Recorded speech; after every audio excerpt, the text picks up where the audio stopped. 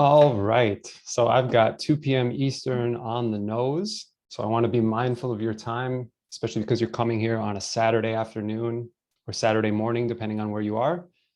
So we'll get started, and then as people come in, they can catch up. So hello and welcome to this first session of Media Literacy Monthly. My name is Benjamin Thurn, and I'm just going to log in here and get things going. All right. So a few housekeeping matters before we dive into the actual content. What exactly is it that we're doing here?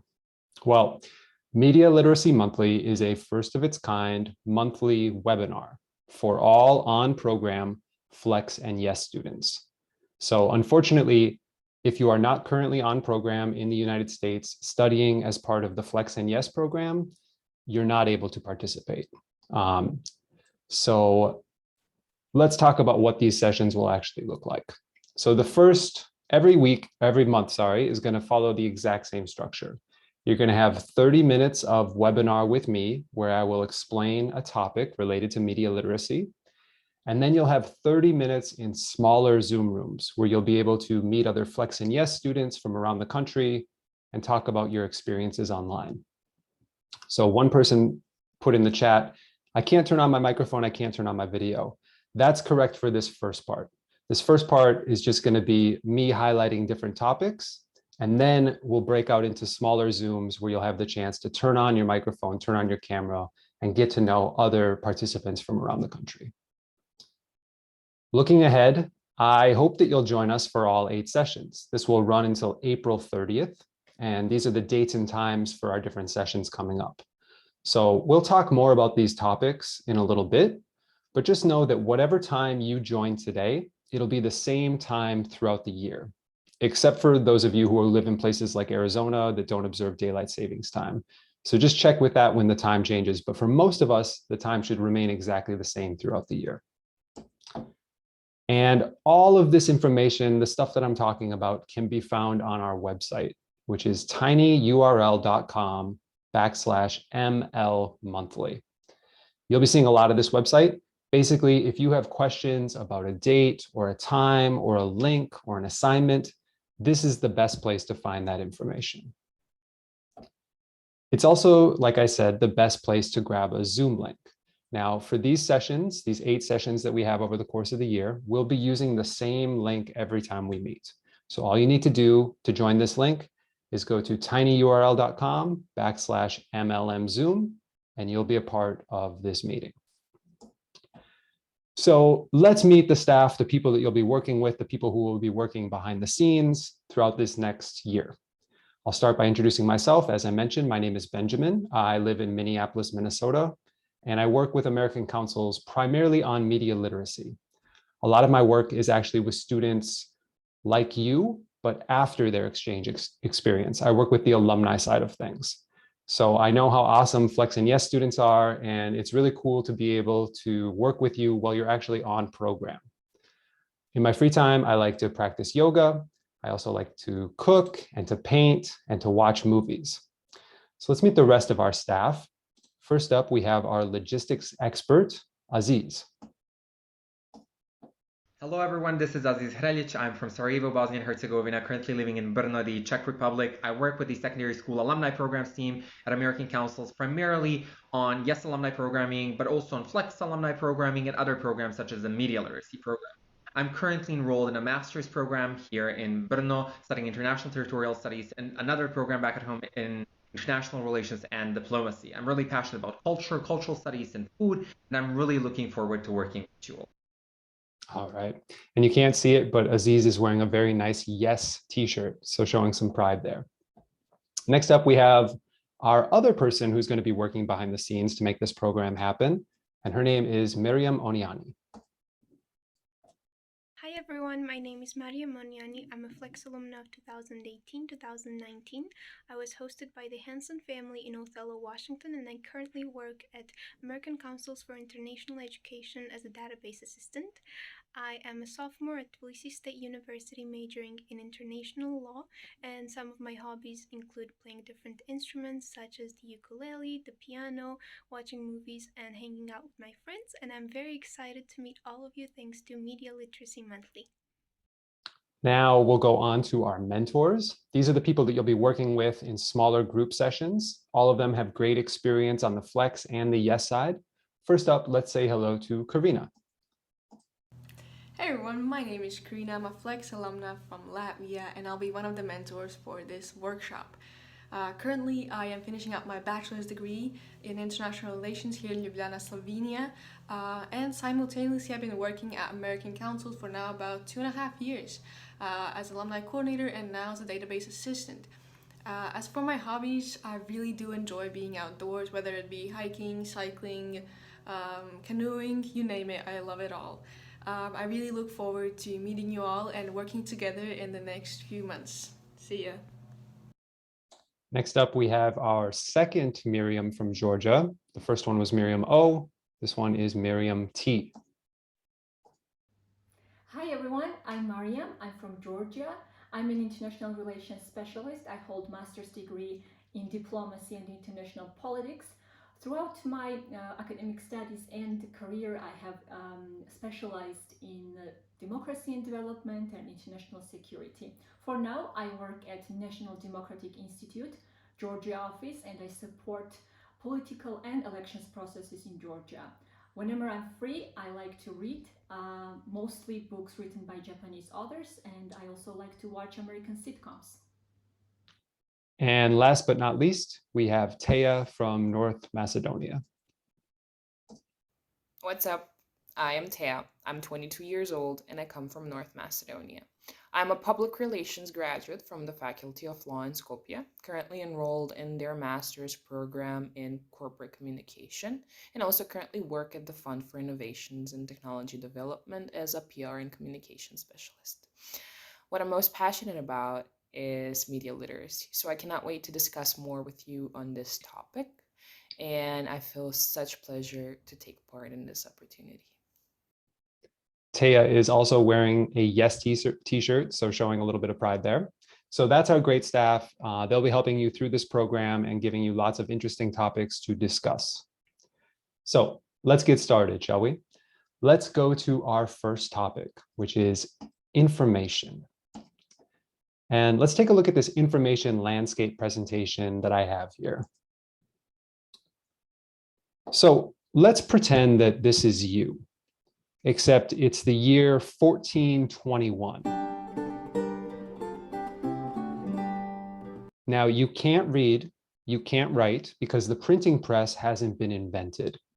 Only the elite have access to information.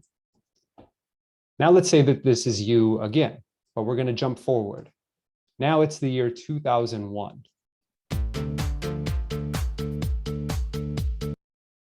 Information is all around you. Books, movies, TV shows, magazines. Access is no longer the issue. The issue is attention. You only have so much time in a day. Now, for each piece of information, there's a process that it has to go through before it reaches you, the consumer. Any information that you saw probably went through a gatekeeper. That gatekeeper decides what information gets in and what doesn't. Now, the influence of government on this varies from place to place. So we can't get into the government's role in gatekeeping during these sessions, especially because it's so different in each of our countries. Instead, let's take a look at what this process would look like for something like the news. A piece of information comes up to the gate, and before letting that information in, the gatekeeper, in this case, journalists, news organizations, publishers, they have to ask some questions. Some of those questions of that information include things like, has it been verified? Is it accurate in terms of names, spelling, dates, times, that who, what, where, when, why? Is it worth being news? Is it new? Is it important? Is it interesting? Is it unusual? Is it fair to the issue and to the people involved? Is it presenting just one side of a story, or is it trying to show multiple sides? Information that passed those and other tests would then enter through the gate. And you and I, back in 2001, would be able to read about it in newspapers and magazines or watch it on television. Then the internet came around, and Thanos snapped his fingers, eliminating those gates. Now, some information still follows that same old path. It goes through a gatekeeper and it's verified. Trusted sources still exist, much like they did in the past. However, all that information that used to exist but wasn't being sent to the public, now aided by things like the internet and modern tech like smartphones, is also able to reach you. Now, there are some good things about this. We hear about news and information that maybe we would have never heard about before. We can find the answer to any question that we might have. We can learn new hobbies and skills. We can stay connected with people from around the world. Doing what we're doing today wouldn't be possible without this technology. But of course, there's also a dark side. Since information is coming at us in a constant stream 24/7, it's easy to become fatigued. As people become fatigued, their attention shortens, and information as a result gets shortened as well, meaning that context gets stripped away. People get divided into echo chambers. They see only information that they agree with or that will elicit a strong reaction. And things like addiction, depression, and body issues can develop. Which brings us back to you in the present day. Now, having seen both the good and the bad of what the information landscape looks like today, it can be easy to wonder, how can I know what information to trust? Well, that's where this program comes in. And hopefully by the end of these 8 sessions, you will feel more confident answering that question for yourself. Next, I'd like to ask you all a question. And that question is, how many hours per day do you spend using media?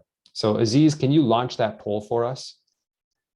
When I talk about media, I mean things like social media, podcasts, YouTube, TV, movies, and even like old school media. So things like books, magazines, newspapers.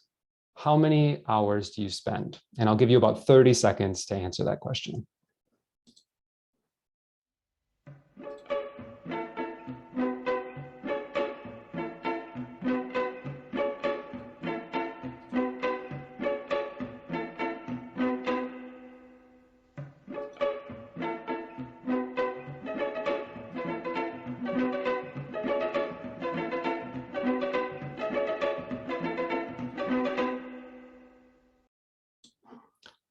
All right. So if you haven't gotten your answer in, please do that really quickly here. We're going to close down the poll. Okay, there it is. So you should see the results of that closed poll here. It looks like the majority of us are maybe in that 4 to 6 hour range. Okay. And then we've got, some outliers, some in the 6 to 8, some in the 2 to 4, some in the 10 plus, some in the 0 to 2. I admire you if you're in that low of a category. Let's look at what this looks like globally, shall we? So when we look at how we compare to the average, our average was around 4 to 6 hours. The average citizen as of July 2021, and this was a global study, it was done in like 200 different countries, spends around 7 hours just using the internet each day. Now, this is in COVID times, so you can imagine that a lot of work in school has transferred to that. But when you add up the amount of time the average spends on the internet, watching TV, reading, playing video games, listening to podcasts, globally, we're spending about 10 hours each day using various forms of media. I also thought this was interesting. I asked you when you were registering what platforms you use daily. Far and away, the biggest winner was Instagram. Over 90% of you use Instagram each day. It's interesting for a lot of different reasons. A lot of the old school media literacy efforts, they're focused on stuff like how to read a news site. But many of us probably aren't even getting our information in that way. Like me, you're using Instagram, YouTube, and these other social media sites. And like me, your attention is probably divided. You juggle between different apps to keep up with different things. Which brings me to our quote of the day. Today's quote comes from a man named Herbert A. Simon. He was an economist, he was a psychologist, and he won a Nobel Prize in economics, as well as a Turing Award in computer science. So he wore a lot of different hats. He said that according to economic principles, if we are rich in one thing, we must be poor in something else. In this case, since we have so much information, we must be poor in whatever information consumes. So his quote here is that a wealth of information creates a poverty of attention. So the trade-off to living in an information-rich world is that we are often low in attention. And this will be one of the main themes of this course, how information competes for our attention. So let's talk about that information landscape. To help us keep it straight, we have this game, Information Islands. Now, this is a nice old school style game, the kind I grew up with. And here we have our map of the different islands of information. And we're going to talk about a different island each week, 7 in total during this course. Some you're probably very familiar with. For example, the news island. This is where we expect things to be verified, factual, based on evidence. Or the opinion island, where we expect to find more personal beliefs, more judgments, good, bad, better, worst, rather than the concrete language of facts like we might find on that news island.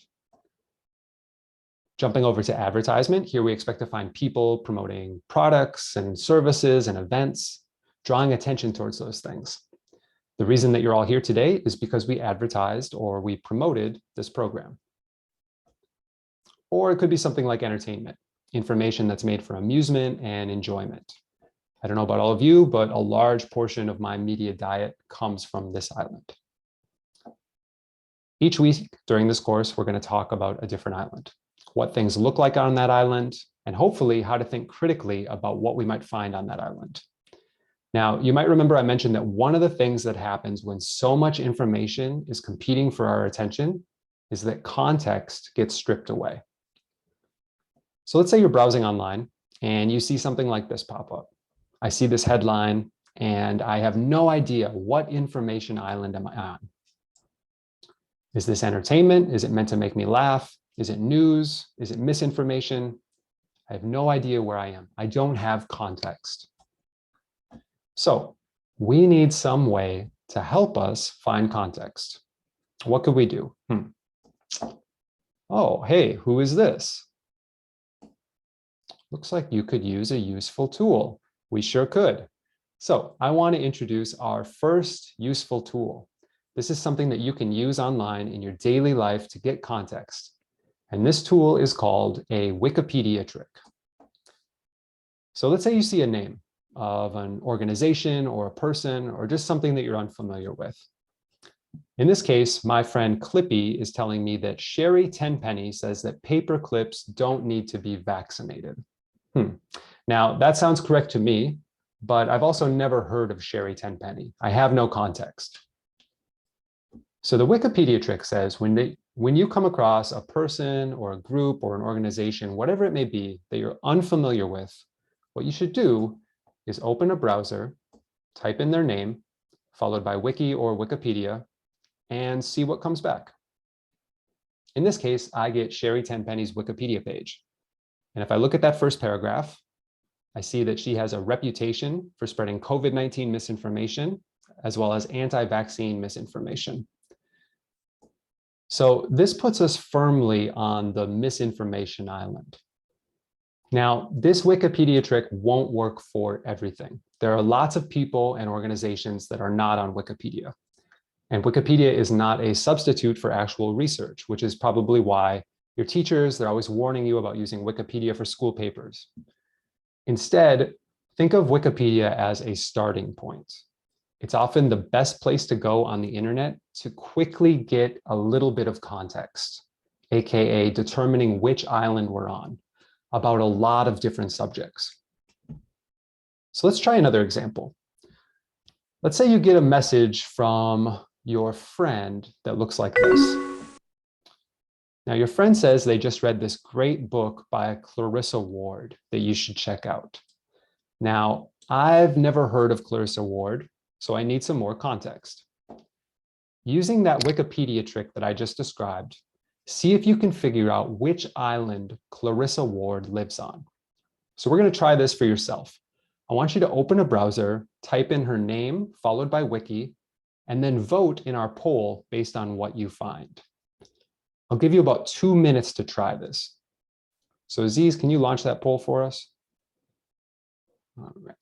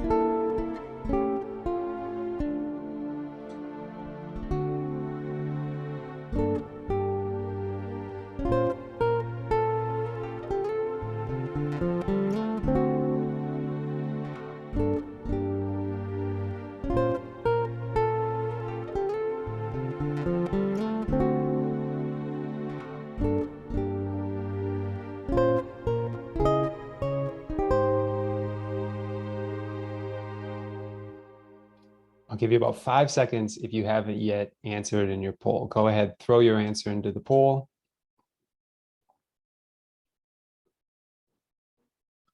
All right, and we can go ahead and end that. So let's see how we did. So it looks like about 75% of you said that Clarissa Ward lives in the news island. The second answer, the most common answer, was the entertainment. That was about 21%. All right, so let's find out. Sometimes these things can be a little tricky. So just to show you this process one more time, what this would look like, I am going to walk through it. So I open up a search engine and I type in the name of the person, followed by wiki, in order to get to her Wikipedia page. And then I scan the page to see what comes up. In this case, I see that Clarissa Ward works for CNN. She has a background as a journalist and war correspondent, and she has won several awards. So in the process of 5 to 10 seconds, I now have some context. It's probably safe to say that we are on the news island here. Now, before I go any further, I want to talk about some of the different prizes and ways that we want you to come back to this course month over month. Just for signing up for this course, you will be receiving a welcome package with an Information Island poster, Flex and Yes stickers, as well as a welcome note. That's going to be mailed out to you on the 26th of October. So expect that in the mail towards the end of October or in early November. But that's not all. Every week, we'll also be giving out a prize. Completing small assignments for this course will earn you a chance to win a prize for the week. Since this is our first week, there wasn't any assignment, so we're going to have our first assignment right now. After today's session, I'm going to open up a tab on our website, and that's tinyurl.com/mlmonthly, and it's going to be called Session 1. And when you click that, you're going to see a short quiz. And it's a quiz about this Wikipedia trick that we've practiced. I'm going to ask you to look up 4 different sources of information using that Wikipedia trick and try to decide if they're reliable sources of information or not. Now, when I say reliable, I mean that they're consistently good in terms of their quality, they're trustworthy, they're accurate, they're verified, those kinds of things. You have until 24 hours before our next session, which is on November 13th, to finish that short assignment. If you do, I'm going to put your name into this wheel of names, and we'll do a live wheel spinning at our next session, and the winner will receive a prize. What's the prize, you might be wondering? Well, it's not a golden pig full of money. Instead, it's something different every week. So each of these 8 months, we will have a different prize. And this month's prize is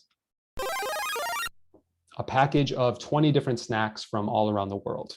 Now, these aren't your tiny Halloween-sized candies and snacks. These are full-sized ones that you can share with friends and family, and you can go on a taste bud tour of the entire world. So if you're interested in trying to win that prize, between now and our next session, please go to our website and practice this Wikipedia trick for yourself. Even if you don't win, if you're not ultimately the winner, it's a useful skill to practice, and it doesn't take any more than about 5 minutes. Speaking of our next session, we will next meet 1 month from now on November 13th at the same exact time. If you have friends that are currently Flex or Yes students, maybe you met them at a pre-departure orientation or something like that, please reach out to them, have them register. We'll send them that prize package, have them join. We'd love to have them participate in this. Okay, I'm going to stop talking now, and we're going to have your breakout rooms happen. So this is a chance for you to discuss things with your mentors and other on-program participants. So we have a few different discussion questions that are ready for you that your mentors will explain, and then you're going to move into smaller groups to discuss. But to do that, we actually have to leave this webinar. You'll be joining a separate Zoom with your mentors. So how do we do that? Well, if you're going to join a new Zoom, you're going to join a new Zoom based on your first name, okay? So if your first name starts with A through F, for example, you will be in Karina's Zoom. So my first name, like I said, is Benjamin. Therefore, I would join Karina's Zoom room. If your first name starts with the letters G through O, you will join Miriam's room. And lastly, if your name starts with P through Z, you'll be joining Taya's Zoom room. So thank you all for coming. If you are interested in this week's prize, please complete that short assignment, and we will see you back here on Saturday, November 13th. Thanks for your attention.